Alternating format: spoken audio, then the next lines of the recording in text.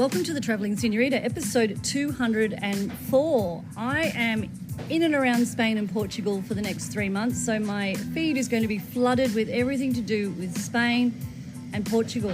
We have arrived in Madrid, a city that I don't know anything about, and was pretty overwhelmed on the first day because we arrived for their annual fair where there was possibly 7 million people out on the street with red flowers in their hair in celebration of the saint, which I love because every time we go somewhere in Spain, we always arrive for their annual fiestas, like we did in Fiera de Abril in Seville, but I wasn't expecting it in Madrid. So that was a great entree into what we now know of Madrid as a multicultural city. And part of that multicultural city involves a restaurant that we went to yesterday. We were given the nod from a local.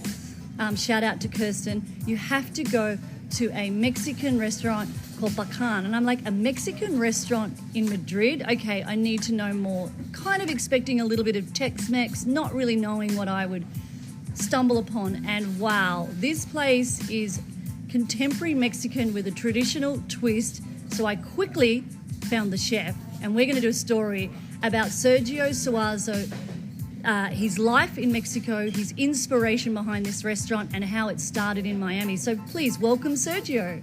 Hi, hello, Kylie. Thank you for inviting me to this podcast. You are more than welcome, and I love a chef when he says yes to an interview, because sometimes a chef likes to stay in the kitchen, but you clearly are a massive part of this restaurant. Well, everything is part of the experience. We believe that hospitality is the more important thing. We sell hospitality. We don't sell food in this restaurant. So I know that sometimes the people that comes to the restaurant, they need to know more about our plates, or maybe it's the first time that they come here to try our food. And the most important thing for me is that they understand the flavors, how to eat the food, and that's the reason why I'm try to approach. I call that the whole enchilada. So when I walked in yesterday, the ambiance, the fit out, the friendly staff, the chefs, the open kitchen, and then the food came out. And then to top it off, there was a mezcal wall that just was such an incredible journey around Mexico. So we'll talk about that at the end. But can I just start with where you grew up in Mexico, the influences behind you as a young boy, and how you became a chef? Well, I was born in Córdoba, Veracruz. Córdoba, Veracruz it's a small place. My grandfather, he used to work in the market, but the market is not the same that here. It is more like a very, very traditional, where there's butchers, the people that sell the vegetables. They grow the vegetables and they sell it in the market. So I was very connected with all the things that happen around the food. No, there was purveyors and there was a restaurateurs that come to the market to buy the supplies for the restaurants. So I used to work with him on vacations. You know, that sometimes the fathers doesn't know what to do with the kids on vacation. They send it to the family to know how they make the money. And that's pretty much how it started.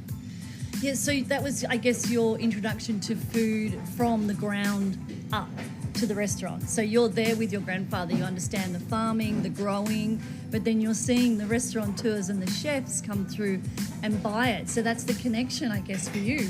Yes, well, actually, it's all the Mexican people are connected with the markets and also with the food, because in the house, if you're lucky, you have your abuelita that is always cooking for parties or for, you know, some special dates like Christmas.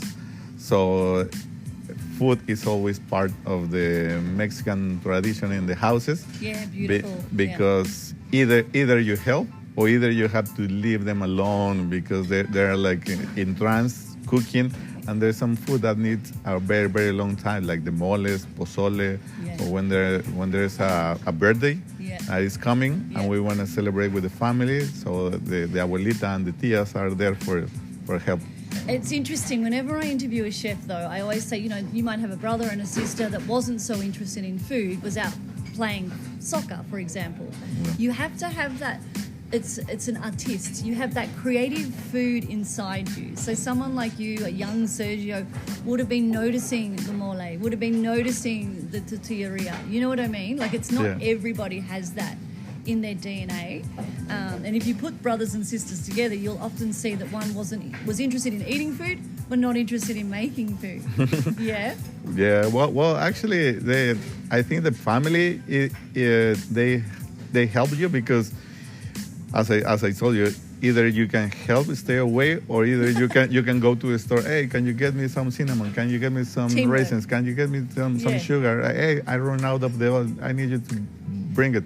So it's always part of the teamwork. Yes. Teamwork, I love that. Makes the dream work. Now, tell me a little bit about that part of Mexico. Like, what is it renowned for? What's some of the dishes? Because each area in Mexico is kind of significant to flavors. Yeah. What were some of the flavors from your region? Well, in Veracruz, we have a coast, and there's a lot of seafood. Mm-hmm.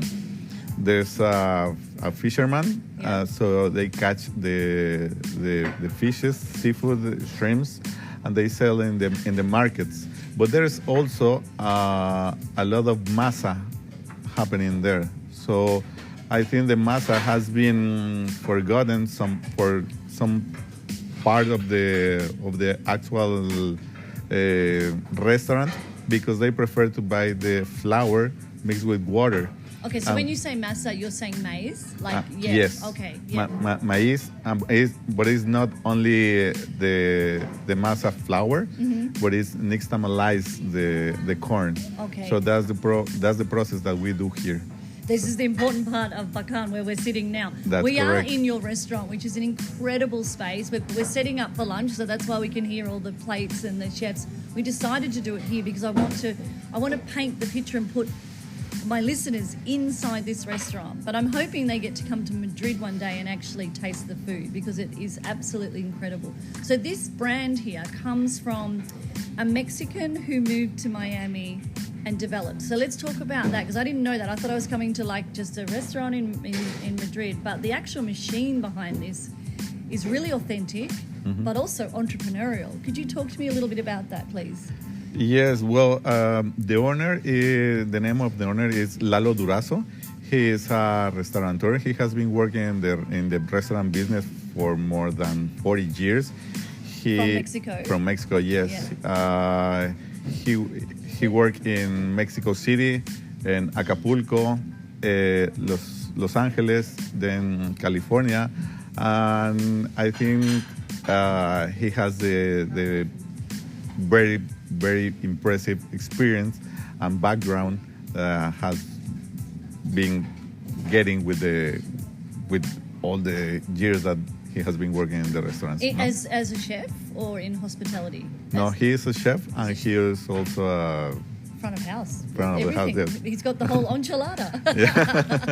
So tell me about how he arrives in Miami and understands to open up a restaurant of this scale. Like, was it something that was needed in that area? Were they used to having like Texas Mexican, which is what Australia is used to as well, but now we've got authentic Mexican restaurants popping up? Is that what the belief system was behind it?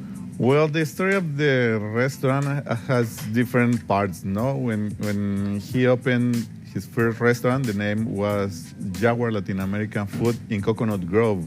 And Jaguar Latin American Food was not only Mexican, but he also have a lot of plates made from Latin America, like lomo saltado, asado negro, ceviches, and also tacos from Mexico, no? And then sorry, we just got a delivery here. We're just gonna bring it down a little bit, but that's okay. Keep going. Yep. Yes. And then when Eduardo Durazo Jr., his son, decided to join the company as a new concept, he started thinking about to get a restaurant that works around the corn and the masa. Right. So we started doing some tryouts in his house, cooking the corn, different. I think we cooked more than So 12. you were, just to step back a bit, you were part of this concept from the start. Yes. Wow. We worked in the concept like a year and a half before we opened. We was cooking.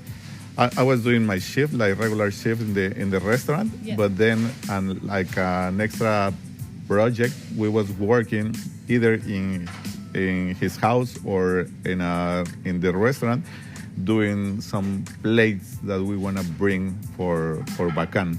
So the Bakan name was floating around, and we was does working on the Bakan menu. mean? Bakan means tortilla in Huasteco. I deliberately did that. Okay, so I guess that's the part of the story, how it was born from the Bakan. Yes. Right? So you've gone to America, you can see everybody loves Mexican food. The whole world loves Mexican food. Yeah. But it comes down to the tortilla, doesn't it really? Yes, the tortilla and the corn. Right, okay. And we add an extra ingredient that is the mezcal. So the mezcal it's Into the tortilla. no in the concept of the restaurant. I'm like, okay, now I know why I had a good time. Yes. No. Okay, so that name is the story behind the restaurant, but it's also the heritage of the Mexicans that have come to America to say we're going to do traditional, we're going to honor our roots, we're going to honor our people and our food, and we're going to present to you the culture of Mexico. Yes. Which in many times has been presented, but it might be with too much sour cream, might be with too much cheese. It's been reinvented over time. Yeah, what we was thinking about Bakan is to honor the traditional food, the ones that you can go and get it in a small town, in a small market. It is not about to be fancy. It's not about to be expensive. It's not about to be nouvelle cuisine or fine dining or extra super. It's about honoring complicated craftsmanship and art, really. When you think about it, like the process of the corn and getting it to a stage of tortilla, you're actually just honoring and respecting that as a craft. Yes. You know what I'm saying?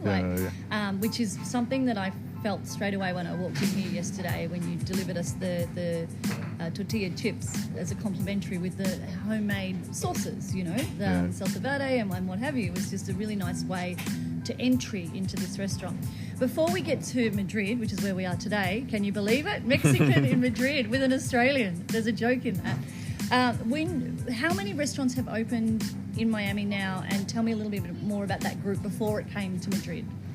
Well, there's one Bakan in Miami. Yep. And the last year we opened another restaurant. The name is Coco by Bakan. Right. That is part of the brand. We also have Talavera Mexican cuisine in Coral Gables. Right. So there's 3 restaurants in Miami, and then we moved back to. And so they're not small. They're not little taquerias. They're like big, beautiful, grand. Yes. Designed, curated restaurants. Yes, we are very committed with the quality and the ingredients. So we want to do everything from scratches. So yesterday when you was asking me if we do the cochinita pibil or the sauces here, we do it, but we don't just do it. We do it every single day, and we make an inventory every day in the morning, and we do the prep for the rest of the day. And if we run out at 9 or 10 the night some ingredients, that's good for us because tomorrow in the morning we have a delivery and we're gonna do it again. It's sustainability. That's a really good thing. You're not having wastage. You're utilizing all parts of the kitchen and the people involved in the restaurant. Yes, right now it's very complicated with the Quinta Gama. I'm not sure if you are familiar with the Quinta Gama. Quinta Gama is the products that are already cooked and you can buy it and just put in the hot water, open the bag and serve your plates. Yep. There's a lot of cochinita, there's a lot of fried beans, carnitas, that you can buy in the market, but the flavor is not going to be the same. Right. The flavor, once that is frozen or stay there for a couple of weeks, even if the shelf life it's long enough, the quality and the flavor is not going to be the same. Okay, so that's a good segue into what we did yesterday, where you said, I'll show you how we make our blue corn tortillas, right? Yes. From the ground up, literally. So can you give us an audio of where it starts with the corn and how long that takes, and then how we get it into the tortilla? Well, actually, we start in Mexico because we import the Mexican corn from Mexico. Wow. There is a law that says that the corn that is going for the human alimentation, eatable, it doesn't have to be GMO. So it's only natural, no genetically modified. Yes, correct. Right, okay. So we get the certified for import our corn, and we ship the corn in the containers. Yeah. It takes around 2 or 3 weeks to come from Mexico to Madrid, and we storage in a cold places that it's under 18 degrees. So keep it in the right.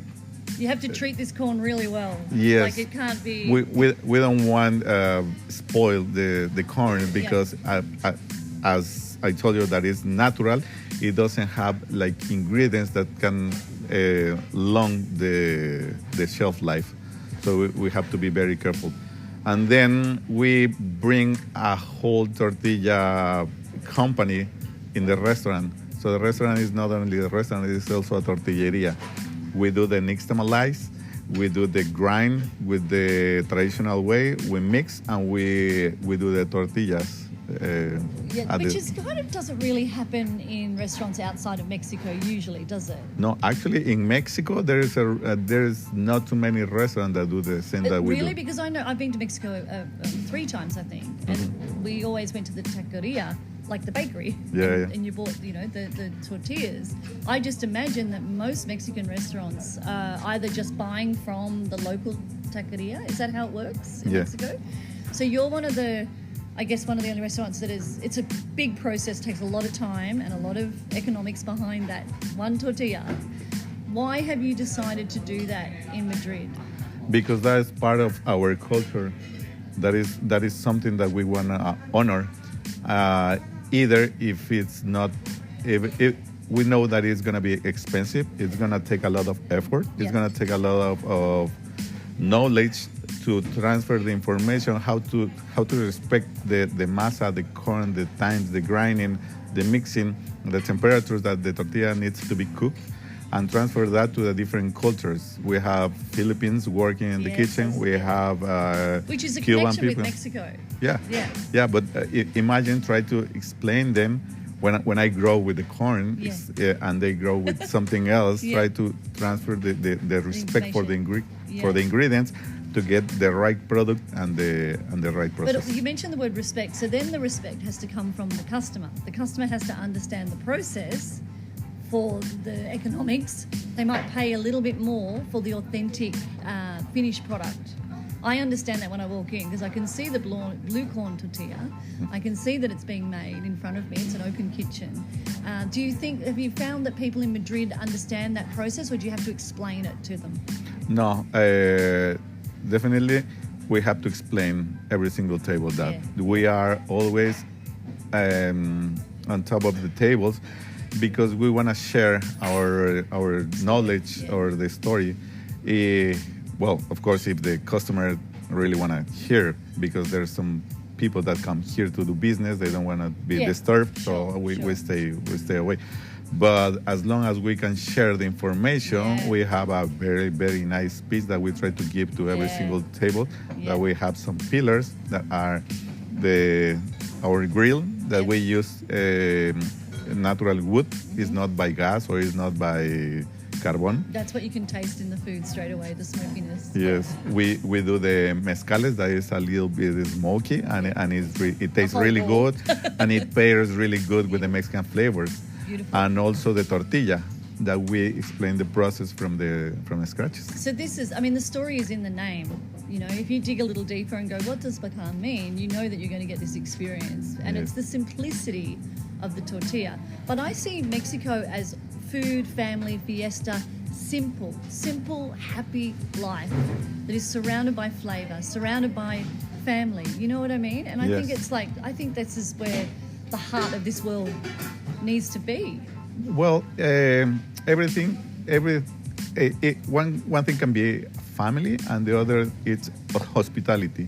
Yes. Hospitality is when you do something for someone else that you want him to, or do you want her to share your love for that person. No? When you invite somebody to your house and that person comes, you make sure that the bathroom is clean, that the glasses are clean, that whatever has to be cold is cold, whatever has to be hot is hot, and then if you prepare the food and you cook, you have the love, or you want to transfer the care that you take. This is a movie the that time you for will that. know, Like Water for Chocolate. It's one of my favorite movies. Yeah. I saw the film. I also read the book. Yeah, It's really, we have really this good. love of perfume as well. But it's for me, that's where it starts, isn't it? The kitchen is the nucleus of the love that expands into the restaurant. Actually, in the book, that agua como agua para chocolate, there's the story about the mole, how the people are working days before, grinding, looking at the ingredients, cooking, and they make a party around the mole. Yeah. That's typically Mexican. Yeah. Let's make a party around the mole. I love that. Now, okay, so we talked a little bit about when you guys were looking at expanding out of the States into Europe. Okay, now Europe's a big continent with lots of different countries in it. Yes. You could have gone to London, you could have gone to France, but you chose to come to Spain. Okay, Yes. Latino, I understand the Latino connection, but as far as an iconic destination, did you look elsewhere first and then decide on Madrid? Yes, there was, as I told you yesterday, there was many locations and there was a lot of local and places. But when we found available place in front of the Puerta de Alcalá, Just explain what that is to people that haven't been to Madrid. Just explain that monument. Well, It's a bit like the Arc de Triomphe, right? For me, when I looked at it, I went, oh, this is a significant sculpture. Madrid has four puertas, and the Puerta de Alcalá is the only one that is standing by itself. The other one was remodeled after some revolution that was here. Okay. And then it's a big monument, as you says. It has three arcs, and there's a lot of people that comes here to see the Puerta de Alcalá. It has the way straight to the Cibeles. That is another monument that is very important here. Yeah, and beyond there is an expansive park. Like, I don't know how many hectares that park is, but it's a very grand park where all the people gather. Yeah, the Parque del Retiro. Parque del Retiro, it's a very, very nice place. It has a lake, and I think the circumference, it's 3 kilometers. Okay. If you want to give a round, you have to walk 3 kilometers. Excellent. We'll be doing that straight after here. So you guys have chosen to, I guess, on the roundabout there, on the main intersection, you've chosen this. I don't know what it looked like before, but now the aesthetics of this place are incredible. From the tiles on the floors to the fabrics and the textiles around the seating area, to the monumental lighting, to the bar, to the mezcal room, to the grand entrance and table. And then you've got some old stills up there, and you really thought about the recycled elements. And then there's cacti surrounding the parameters of the restaurant. Is that a good description, or could you help me there? Yes, well, we want the customer feel that they're in Mexico. So everything here, the most of the things are handmade, and I call it like a little piece of art, because this is the floor is made by one time. is not by pieces. So we had to leave the restaurant for 3 or 4 days with not walking in because they put the floor and they do the marks by hand. Wow. So it's only one piece. This is why it looks very original too. Yes. This one, these tables, if you put it together, it's a long Piece of wood. Yeah. That is familiar with the one in the front and the bar. Yeah. So this used to be a big so tree. using local artisans as well, like local people were involved in the floors and making of the tables. Yes, and some people, for example, this one, it reminds the corn. So it's Beautiful. the corn grain. Yeah. This is not only a plate. This is a comal. Comal, it's a kind of sauté that we use in Mexico to do the tortillas. So if you put this in the fire, you are gonna be able to cook tortilla here. Or I love the fusion between authenticity and contemporary. There is a connection here of a finessed product, but with such tradition behind it. For example, when we received our recito yesterday, it was in an old taqueria, little tortilla. Yeah, the prensa for the tortillas. That's what little press, yes. The receipt is in. I mean, I don't know who comes up with those ideas, but they're simple, but they're so unique to Bakan. Yes, and also there's a card inside the prensa tortilla that if you read it, it explains the story about the corn. The corn comes from Mexico, different states, and what we want to do is we pay a fair price to our purveyor, so he can pay to the farmer a fair price to be conscious of the importance of the corn. Yeah, it comes back to storytelling, isn't it, really? Like you're telling the story of a traditional craft from Mexico. You're not just like ripping it off and saying we'll open up a restaurant and not have any respect or pay homage to the history behind. Mm-hmm. And I think this is what you get in Bakan. You don't just walk in quickly, have lunch. You come in here and have a long, slow lunch that is a journey through Mexico, but also in Madrid, right? So you've got this dynamic, 7 million people running around the streets behind us, but you come in and you have a little bit of Mexico with a contemporary Madrid edge. We spoke about Madrid yesterday as being a multicultural city. And as I said to you, we've been to Portugal and Spain, and we've been to little villages and coastal towns, and we've seen the traditional food there, and the vino has been exceptional.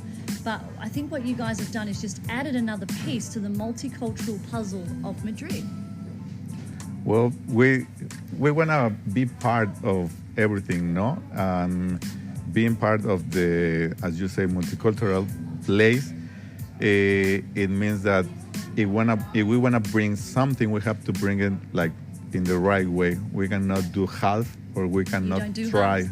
No, we Bakan don't. does not do half. No, we go all the way. So we were told by a local, a dog walker friend that we met in the park for the first time, and we got talking, and now we've become friends, Kirsten, and she said, you have to try, out of all the plethora of places we could have eaten, she said, you must go over and try Bakan. Now, she's lived in Madrid, she's Spanish, so I thought that was a pretty good recommendation for a local girl to tell us where to go and to walk in here. We do believe in the mouth-to-mouth promotion. We think that is more important than, I'm not saying that is the word, but Instagram, TikTok, anywhere to try to buy some advertising. Yeah. The most important advertising for us is when somebody recommends you and say, you must go, or you have to go, you try it. Well it's done. Good. That's the old-fashioned way, and it's still working, my friend. So we're going to leave here because you know what I love about this? When I first opened the door yesterday, I was like a kid in a taco shop. I opened up the door and I saw all of your staff lined up around the bar, eating together and talking, and like a real connection. I said, oh, pardon, I'll come back, un momento. And they said, oh, we're opening at 1 o'clock. And it was very friendly, but there was a respect from me thinking, I just want these guys to enjoy their own community and food before they start a whole day and night, because Madrid never sleeps, of service. Yes. Can you just explain to me what's behind that? The manager who we met yesterday, sorry, his name? Clemente. amazing. Again, a finessed hospitality pro. But between you and him, like, what is the story behind having and you can hear them gathering now, the staff there doing that today? Well, what we are doing, it's a family meal moment. The family meal, it's the time when we eat the food before we open. Yeah. As a part of respect, sometimes if you work in a restaurant, there's many people that feels hungry when they're working. Yeah, of course. Or they don't have the time to grab some food or whatever. Yeah. We respect every single person working here, because if we take care of our employees, they will take care of our clients. Yeah. So we stay there, we eat together, we have something to share from the last day. Hey, I have an issue with this table, or yesterday a table congratulate the kitchen. Nice. I want to share that with you. Communication. Feel important. We want every single person that works here feel part of the company. I asked how I could be part of the family. Can I be part of the family today? Yeah, for sure, no problem.